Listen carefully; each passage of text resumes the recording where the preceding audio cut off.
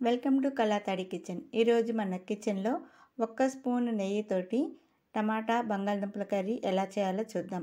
ఈ కర్రీ మనకి చపాతీల్లోకైనా రైస్లోకైనా చాలా బాగుంటుంది అండ్ హెల్దీ కూడాను. మరి దానికి కావాల్సినటువంటి ఇంగ్రీడియంట్స్ చాలా సింపుల్. బంగాళదుంప, టమాటాలు, ఉల్లిపాయలు, పచ్చిమిరపకాయలు, అల్లం, వెల్లుల్లిపాయ.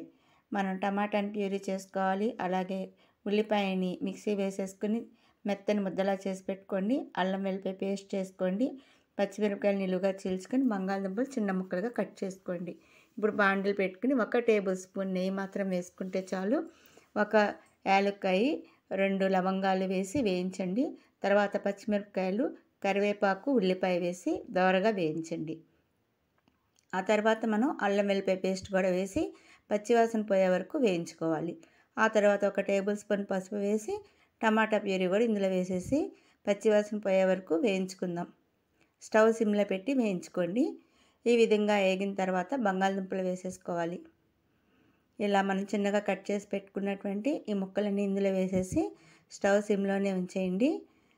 లైట్గా ఒకసారి కలిపేయండి. ఇవన్నీ కూడాను కలిపేసుకుని మనం మూత పెట్టేసి ఉంచుదాము.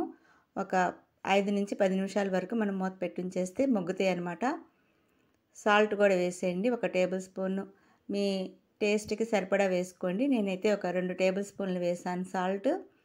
ఇప్పుడు వేసేసి కలిపేసి మూత పెట్టేయండి. ఒక 5 నుంచి 10 నిమిషాలు మనం సిమ్లో పెట్టి ఉంచుకున్న తర్వాత 1 గ్లాస్ వాటర్ పోయండి. తర్వాత 2 టేబుల్ స్పూన్ల కారం వేయండి. వేసి మళ్ళీ ఒకసారి కలిపేయండి.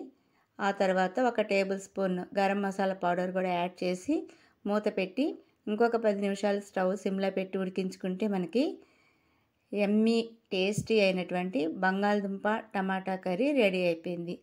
ఎక్కువ ఆయిల్ వేయలేదు, మనము ఎక్కువ ఇంగ్రీడియంట్స్ వేయలేదు. లైట్ మసాలాలతోటి 1 స్పూన్, కేవలం 1 స్పూన్ నెయ్యితోటి మనకి యమ్మీ అండ్ టేస్టీ బంగాళదుంపల కర్రీ రెడీ అయిపోయింది. ఈ కర్రీ మనకి చపాతీల్లోకైనా రైస్లోకైనా చాలా బాగుంటుంది. మీరు కూడా ట్రై చేయండి. మీకు ఈ వీడియో నచ్చినట్లయితే లైక్ చేయండి, షేర్ చేయండి, కామెంట్ చేయండి. అలాగే నా ఛానల్ని సబ్స్క్రైబ్ చేసుకోండి. Thanks for watching my video. మీకు ఈ వీడియో నచ్చినట్లయితే కింద లైక్ బటన్ ప్రెస్ చేయండి, షేర్ చేయండి. అలాగే మీ ఒపీనియన్ని కామెంట్ బాక్స్లో తెలియచేయండి.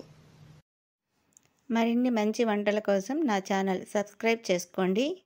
బెల్ ఐకాన్ క్లిక్ చేయండి. ఆల్ ఆప్షన్ సెలెక్ట్ చేసుకోండి.